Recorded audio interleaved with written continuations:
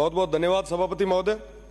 पानी पे चर्चा चल रही है और पानी का सही मूल्य जो है वो मरुस्थल के, वो रेगिस्तान के लोग ही समझ सकते हैं। सीमांत के लोगों से ज्यादा तो कोई समझ ही नहीं सकता। ऊंडे तले और पानी पीर में इतनी तक पुगा।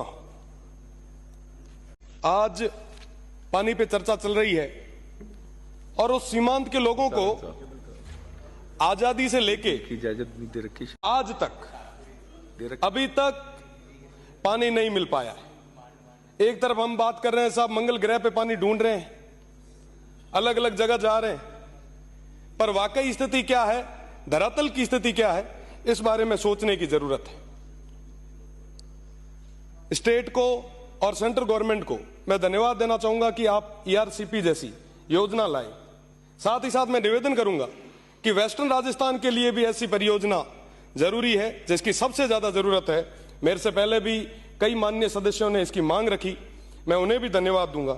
साथ ही साथ सभापति महोदय, आपके माध्यम से मैं प्रदेश की सरकार से निवेदन करना चाहूंगा कि नर्मदा व इंदिरा गांधी नहर है वो काफी लंबे समय से उनका एक्सटेंशन भी रुका हुआ है और काम भी अधूरा है। सीमांत के लोग चाहते हैं कि नर्मदा और इंदिरा गांधी नहर को आपस में जोड़ा जाए ताकि वो जो DNP क्षेत्र है, वो जो सीमांत के लोग हैं और उनकी जो जमीन है उसका फायदा मिल सके, वहां पे बुआई हो सके।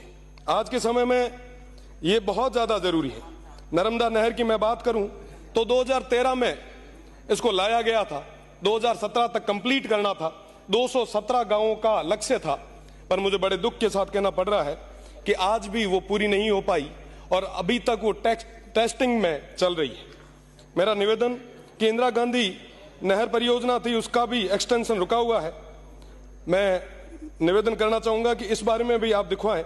बाड़मेर लिफ्ट कैनाल के माध्यम से शिव ब्लॉक के और बाड़मेर तक, बाड़मेर की विभिन्न गांवों तक पानी पहुंचाया जाता है, पर मोहनगढ़ जहां से ये पानी आता है वहां पे कई बार बिजली आपूर्ति की कमी के कारण ये समस्याएं पैदा हो रही है।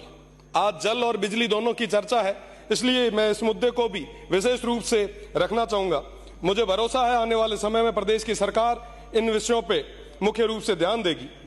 आप जो ट्यूबवेल दे रहे हैं, माननीय मंत्री जी ने अभी, सरकार ने जो ट्यूबवेल, जो हेडपंप्स की अभी हमें जो दी है, मैं उनके लिए भी धन्यवाद देना चाहूंगा। उससे पहले भी हमें कई सारे हेडपंप आपने दिए, उसके लिए भी मैं धन्यवाद दूंगा। आप जो हेडपंप दे रहे हैं वो बोरवेल 600-700 फीट के बाद में आपका विभाग कहता है कि साहब इससे ज्यादा हम कर नहीं सकते, अमाउंट इतना ही है। हमारा वो भौगोलिक क्षेत्र जो है, भौगोलिक जो स्थितियां हैं वो अलग है। वहां की 900-1000 फीट ऊपेल तो के पानी को नहीं, आप 600 तक खोतरे छोड़ दिया करो। वहां पे जरूरत है कि प्रॉपर तरीके से ट्यूबवेल्स हो, उन लोगों को पानी के लिए भटकना नहीं पड़े। एक ढाणी से दूसरी ढाणी के बीच का जो गैप है वो बहुत ज्यादा है। मेरा निवेदन कि आप इस बारे में भी सोचें। साथ ही साथ जो पुराने हमारे संसाधन थे, बेरियां थी, बावड़ियां थी, हमने उनका रखरखाव छोड़ दिया। पुराने जो स्रोत थे हमने उनको छोड़ दिया, जिसकी वजह से आज ये तमाम समस्याएं हमें देखने को मिल रही है।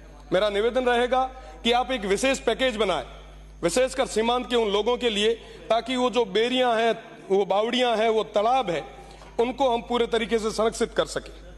साथ ही साथ एक जायका का प्रोजेक्ट रुका हुआ है, काफी लंबे समय से वो पेंडिंग चल रहा है।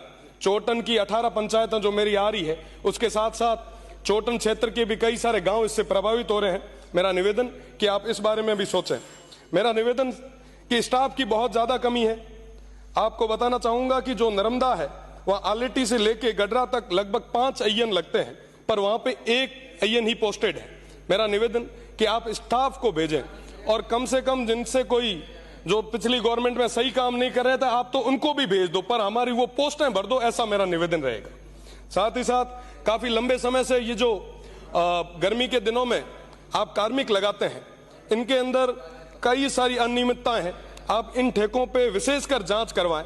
लंबे समय से, जब से ये आपने ठेका प्रथा शुरू की है तब से लेके आज तक इसमें भारी अनियमितताएं हैं, आप इसकी जांच कराएं। थोड़े दिन पहले मैं एक बस माननीय सभापति, मैं एक गांव बिजावल में गया। वहां बिजावल में गया, आप सोचो कि वो गांव जहां पे नेटवर्क नहीं है, वहां पे कई सारे लोग, बड़े बुजुर्ग 80-90 साल के बुजुर्ग, वो उस टंकी के नीचे बैठे थे। वो कह रहे हैं कि साहब 30 दिन से हमें पानी नहीं मिल रहा, धरना दे रहे थे। साहब धरने की स्थितियां क्यों पैदा होती है, इसके बारे में भी हमें विचार करना होगा। साथ ही साथ मेरा निवेदन रहेगा, बस एक मिनट साहब, इन तमाम मैं आपसे निवेदन करना चाहूंगा कि बांडासर गांव है जहां के एक 80 साल के बुजुर्ग थे लोंगे खान जी, उनसे मैंने वादा किया था कि साहब पानी पहुंचाऊंगा।